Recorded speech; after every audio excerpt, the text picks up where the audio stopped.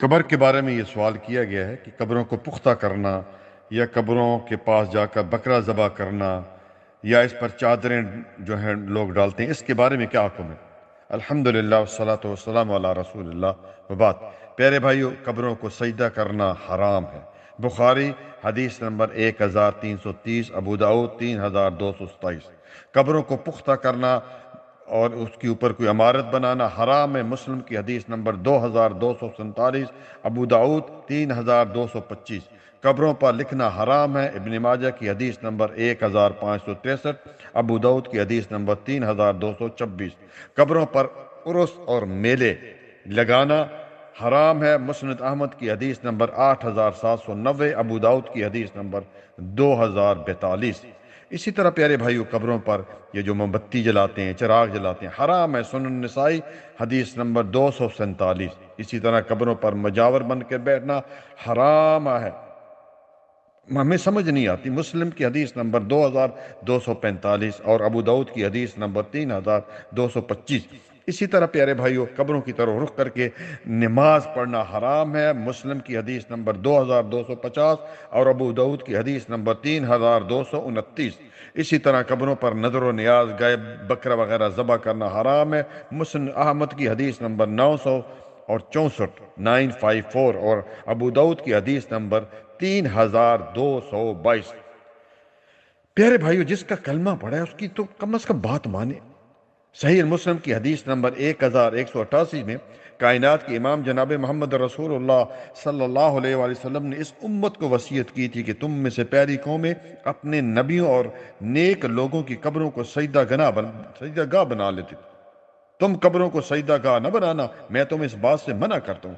اور ہمارے ہاں برے صغیر میں جو علیحدہ قبریں ہیں، مزارات ہیں، درگاہیں ہیں، دربار ہیں، خانگاہیں جو بنی ہوئی ہیں، اس کا اسلام میں کوئی کنسپٹ نہیں۔ اور آپ صلی اللہ علیہ وآلہ وسلم نے تو حضرت علی کو حکم دیا تھا کہ جہاں بھی اونچی قبر دیکھو برابر کر دو، یعنی قبر ایک بالش یعنی ایک ہاتھ جو ہے ہونی چاہیے۔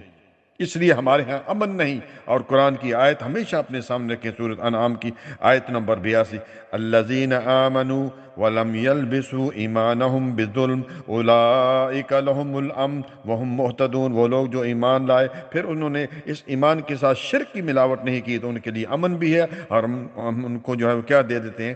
ہدایت بھی دیتے ہیں۔ اور کیا خوب اقبال نے کہا تھا کہ تم سید بھی ہو، مرزا بھی ہو، افغان بھی ہو، تم سبھی کچھ ہو، بتاؤ تو مسلمان بھی ہو۔ قبر پہ جھنڈے لگانا، یہ چادریں ڈالنا یا سنگ مرمر سے اونچی کرنے سے کوئی انسان بخشا نہیں جاتا۔ پیارے بھائیو، کوئی بھی سجدہ تعظیمی ہو یا کوئی اور سجدہ، صرف اللہ تعالیٰ کا حق ہے۔ نبی صلی اللہ علیہ وسلم کی اس حدیث کو سامنے رکھیں کہ آپ صلی اللہ علیہ وسلم نے فرمایا کہ اگر میں سجدے کا حکم دیتا تو عورت کو دیتا، اپنے خاوند کو سجدہ کرتی۔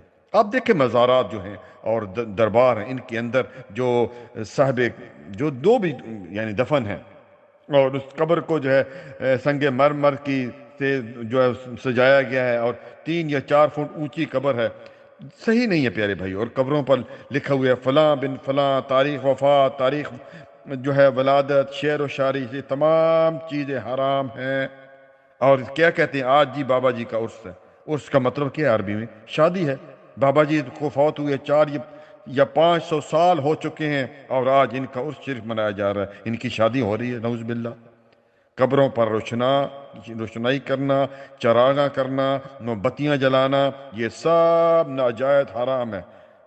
اور یہ کیوں کرتے ہیں؟ اس وجہ سے کہ پیسہ آتا ہے، اور مشٹنڈے وہاں بیٹھے ہوئے ہیں جو لوگوں کا حرام مال کھاتے ہیں۔ اور ہماری بھی مت ماری گئی ہے کہ قبر کے اوپر جو صندوقی پڑی ہے، ہم اس میں جو ہے وہ ڈر کے مارے وہاں جاتے ہیں اور پیسہ دے کے آ جاتے ہیں۔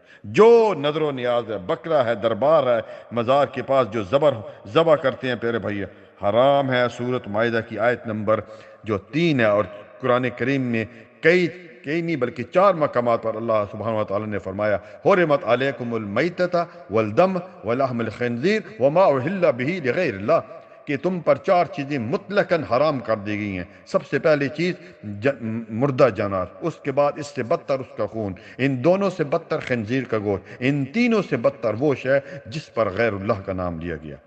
جزاک اللہ خیر، بارک اللہ فیک۔